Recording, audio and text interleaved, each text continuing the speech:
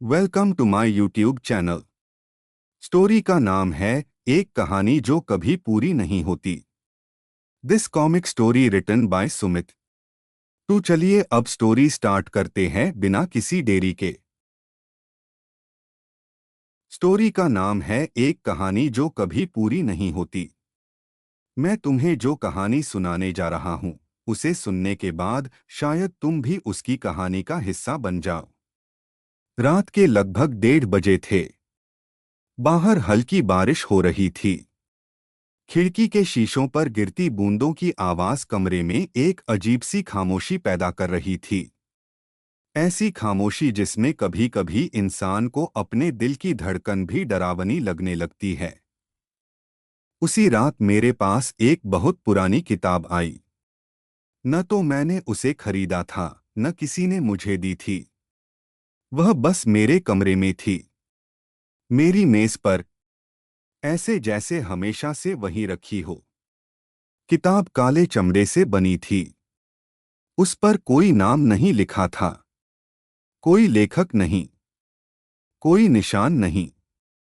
बस सामने एक अजीब सा चिन्ह बना था, एक अधूरा गोल घेरा, जैसे किसी ने उसे पूरा करने की कोशिश की हो लेकिन आखिरी क्षण में रुक गया हो। मुझे नहीं पता क्यों, लेकिन उस किताब को देखते ही मेरे अंदर एक अजीब बेचैनी पैदा हो गई। फिर भी मैंने उसे खोल लिया। पहले पन्ने पर सिर्फ एक वाक्य लिखा था, यह कहानी कभी पूरी नहीं होती। मैं हंसा। मुझे लगा किसी लेखक की कोई रहस्यमय रचना होगी। मैंने अगला पन्ना पलटा और कहानी शुरू हुई। बहुत समय पहले एक गांव था। गांव का नाम कहीं नहीं लिखा था, क्योंकि जो भी उसका नाम लिखता था वह अगले दिन गायब हो जाता था। उस गांव में एक लड़का रहता था।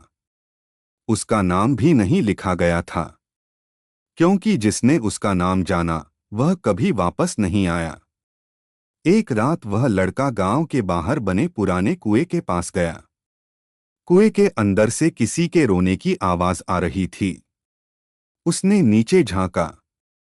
अंदर घुप अंधेरा था, लेकिन उसे लगा जैसे कोई उसे नीचे से देख रहा हो। कहानी यहीं तक लिखी थी। मैंने अगला पन्ना पलटा।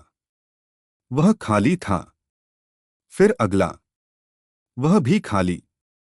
सारी किताब खाली थी। सिर्फ आखिरी पन्ने पर लिखा था, बाकी कहानी कल लिखी जाएगी। मैंने किताब बंद कर दी। मुझे लगा यह किसी तरह का मजाक है। लेकिन अगली सुबह जब मैं उठा और किताब खोली, तो उसमें एक नया अध्याय मौजूद था। उसमें लिखा था, लड़के ने कुएं में झांका। अंधेरे में उसे दो आंखें दिखाई दीं, बहुत नीचे, बहुत गहराई में। फिर एक आवाज आई, क्या तुम मेरी कहानी सुनोगे? लड़का डर गया, लेकिन उसने हाँ कह दी। और उसी क्षण कुएं के अंदर से एक हाथ बाहर निकला।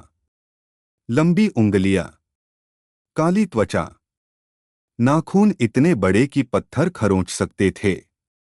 उस हाथ ने लड़के की कलाई पकड़ ली और यही कहानी खत्म हो गई। नीचे फिर वही लिखा था, बाकी कहानी कल लिखी जाएगी। अब मेरी उत्सुकता बढ़ चुकी थी। मैं हर सुबह किताब खोलता और हर दिन कहानी का नया हिस्सा लिखा मिलता।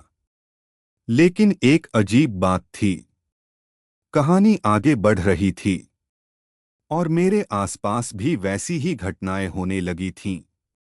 कहानी में लिखा था कि लड़के ने रात को अपने कमरे के बाहर कदमों की आवाज सुनी। उसी रात मैंने भी सुनी। कहानी में लिखा था कि उसकी खिड़की पर किसी ने 3 बार दस्तक दी। उसी रात मेरी खिड़की पर भी 3 बार दस्तक हुई। ठक ठक ठक। मैंने बाहर देखा, कोई नहीं था। दिन बीतते गए और कहानी लगातार लिखी जाती रही। अब उसमें बताया गया कि वह लड़का समझ चुका था कि कुएं के अंदर रहने वाली चीज इंसान नहीं थी। वह कुछ और थी, कुछ ऐसा जो कहानियों में रहता था, जो डर से पैदा होता था, जो लोगों की कल्पनाओं में छिपा रहता था, और जिसे जीवित रहने के लिए सिर्फ एक चीज चाहिए थी, कहानी। जब तक उसकी कहानी चलती रहती, वह जीवित रहता। अगर कहानी खत्म हो जाती, तो वह मर जाता। इसलिए वह कभी अपनी कहानी पूरी नहीं होने देता था। अब मैं डरने लगा था, क्योंकि किताब की घटनाएं और मेरी जिंदगी की घटनाएं एक जैसी होती जा रही थीं। एक रात कहानी में लिखा आया, वह आदमी जिसने यह कहानी पढ़ी है, अब उसे महसूस होने लगा है कि उसके कमरे में कोई और भी मौजूद है। मैंने वह पंक्ति पढ़ी, और उसी समय मेरे पीछे कुर्सी के हिलने की आवाज आई। धीरे से। मैंने पीछे देखने की हिम्मत नहीं की, लेकिन मुझे पता था, मैं अकेला नहीं था। उस रात पहली बार किताब में कुछ नया हुआ। एक नया वाक्य दिखाई दिया, ऐसा वाक्य जो पहले नहीं था। उसमें लिखा था, यदि तुम यह पढ़ रहे हो, तो कहानी अब तुम्हें भी देख रही है। मेरे हाथ कांप गए।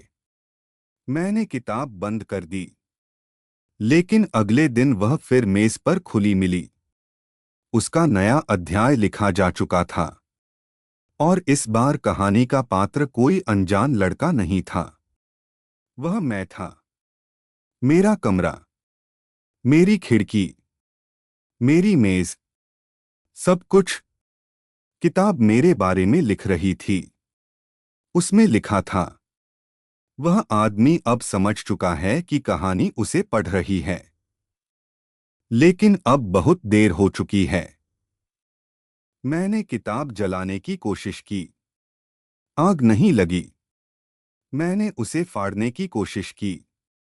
पन्ने वापस जुड़ गए। मैंने उसे नदी में फेंक दिया। अगली सुबह वह फिर मेरी मेज पर थी। महीनों तक यह चलता रहा। हर दिन नया अध्याय, हर दिन नया डर, और हर दिन एक ही आखिरी वाक्य, बाकी कहानी कल लिखी जाएगी। फिर एक दिन किताब में लिखा आया, अब कहानी को नया पाठक चाहिए। मैंने पन्ना पलटा। अगले पन्ने पर सिर्फ एक खाली जगह थी, और नीचे लिखा था, उस व्यक्ति का नाम लिखो जो अगला अध्याय पढ़ेगा। मैंने नाम नहीं लिखा, कभी नहीं। लेकिन अगले दिन वहां एक नाम पहले से लिखा हुआ था, और वह नाम मेरा नहीं था। वह किसी और का था, किसी ऐसे व्यक्ति का जो बाद में सचमुच इस किताब तक पहुंचा। कहते हैं उसके बाद वह व्यक्ति भी गायब हो गया। फिर दूसरा, फिर तीसरा, फिर चौथा, और हर बार कहानी आगे बढ़ती गई, लेकिन कभी खत्म नहीं हुई, क्योंकि वह चीज जो कहानी के अंदर रहती थी, वह अंत से डरती थी। अंत उसके लिए मौत था।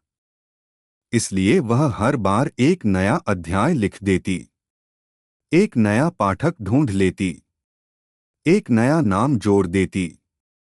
और अब मैं तुम्हें यह कहानी सुना रहा हूं, क्योंकि कई साल पहले मैंने भी वही किताब पढ़ी थी। आज भी हर सुबह मेरी मेज पर उसका एक नया अध्याय लिखा मिलता है। आज भी आखिरी पंक्ति वही होती है, बाकी कहानी कल लिखी जाएगी। लेकिन आज पहली बार एक और पंक्ति दिखाई दी। मैंने उसे पढ़ा, और सच कहूं तो उसे पढ़कर मेरे हाथ ठंडे पड़ गए। उसमें लिखा था, अगला अध्याय उस व्यक्ति से शुरू होगा जिसने यह कहानी पूरी पढ़ ली है। और उसके नीचे एक खाली जगह बनी हुई थी, ऐसी जगह जहां किसी का नाम लिखा जाना बाकी था। और सबसे अजीब बात, जितनी देर से मैं यह कहानी सुना रहा हूं, मुझे ऐसा लग रहा है कि उस खाली जगह में धीरे धीरे कोई नाम उभर रहा है, लेकिन मैं उसे अभी साफ साफ नहीं देख पा रहा। शायद कल दिखाई दे, क्योंकि बाकी कहानी कल लिखी जाएगी।